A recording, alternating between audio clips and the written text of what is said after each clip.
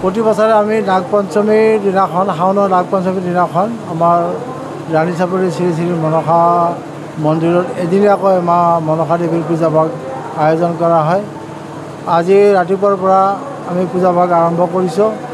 আজি গোটেই দিনজোৰা আমাৰ কাৰ্যসূচী হ'ব। আমাৰ যিটো এদিনীয়া পূজা, আজি আমাৰ দুপৰীয়া পুষ্পাঞ্জলিৰ পিছতে ভোগৰ ব্যৱস্থা কৰা হৈছে, নৈবেদ্যৰ ব্যৱস্থা কৰা হৈছে।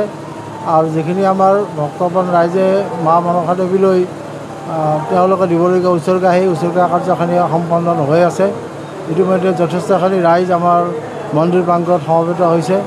আৰু আমি আজিৰ দিনটোত বিশেষ কাৰ্যসূচী আমি ৰখা হোৱা নাই, কোনো সাংস্কৃতিক অনুষ্ঠান আমি নাই, যিহেতু এদিনীয়া আমাৰ পূজা। কেৱল মাৰ পূজা ভাগ আমি খুব আধ্যাত্মিকভাৱে আজি সম্পন্ন কৰিবলৈ চেষ্টা কৰিছোঁ।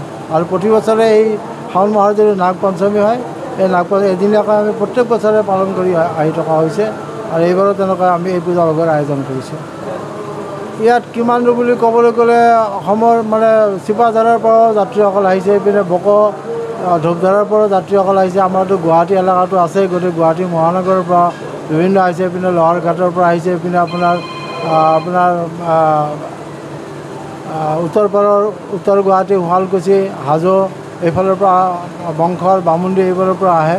চিপাঝাৰৰ পৰাও আহিছে, এইপিনে উত্তৰ লখিমপুৰৰ পৰা আহিছে, এইপিনে আপোনাৰ চন্দ্ৰপুৰ এইবোৰৰ পৰা মানুহ আহে, প্ৰত্যেক বছৰ আহে। এইবাৰো আমি অহা প্ৰত্যক্ষ হৈছে।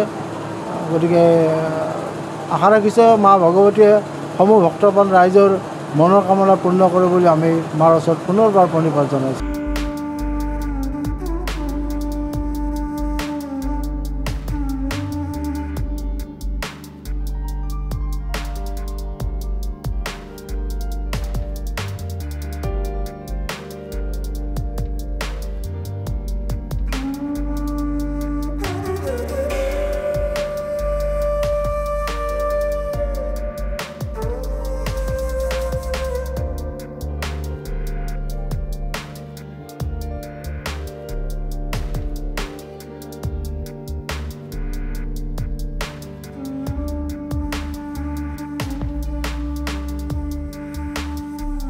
প্ৰতি বছৰে আমি নাগপঞ্চমীৰ দিনাখন, শাওনৰ নাগপঞ্চমীৰ দিনাখন আমাৰ ৰাণীচাপৰি শ্ৰী শ্ৰী মনসা মন্দিৰত এদিনীয়াকৈ মা মনসা দেৱীৰ পূজা ভাগ আয়োজন কৰা হয়।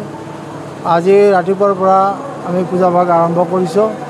আজি গোটেই দিনজোৰা আমাৰ কাৰ্যসূচী হ'ব। আমাৰ যিটো এদিনীয়া পূজা, আজি আমাৰ দুপৰীয়া পুষ্পাঞ্জলিৰ পিছতে ভোগৰ ব্যৱস্থা কৰা হৈছে, নৈবেদ্যৰ ব্যৱস্থা কৰা হৈছে।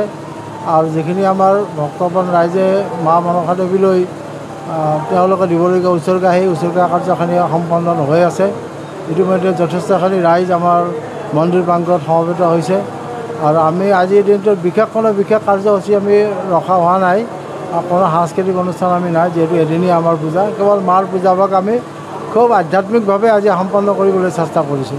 আৰু প্ৰতি বছৰে এই শাওণ মাহৰ যিটো নাগ পঞ্চমী হয়, এই নাগ পঞ্চমী এদিনীয়াকৈ আমি প্ৰত্যেক বছৰে পালন কৰি আহি থকা হৈছে। আৰু এইবাৰো তেনেকৈ আমি এই পূজা ভাগৰ আয়োজন কৰিছোঁ। ইয়াত কিমান দূৰ বুলি ক'বলৈ গ'লে অসমৰ চিপাঝাৰৰ পৰাও যাত্ৰীসকল আহিছে, এইপিনে ধূপধাৰাৰ পৰাও যাত্ৰীসকল আহিছে। আমাৰতো গুৱাহাটী এলেকাটো আছে, গতিকে গুৱাহাটী মহানগৰৰ পৰা বিভিন্ন আহিছে, এইপিনে লোহাৰঘাটৰ পৰা আহিছে, এইপিনে আপোনাৰ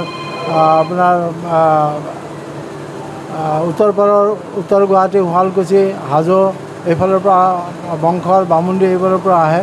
চিপাঝাৰৰ পৰাও আহিছে, এইপিনে উত্তৰ লখিমপুৰৰ পৰা আহিছে, এইপিনে আপোনাৰ চন্দ্ৰপুৰ এইবোৰৰ পৰা মানুহ আহে, প্ৰত্যেক বছৰ আহে। এইবাৰো আমি অহা প্ৰত্যক্ষ হৈছে।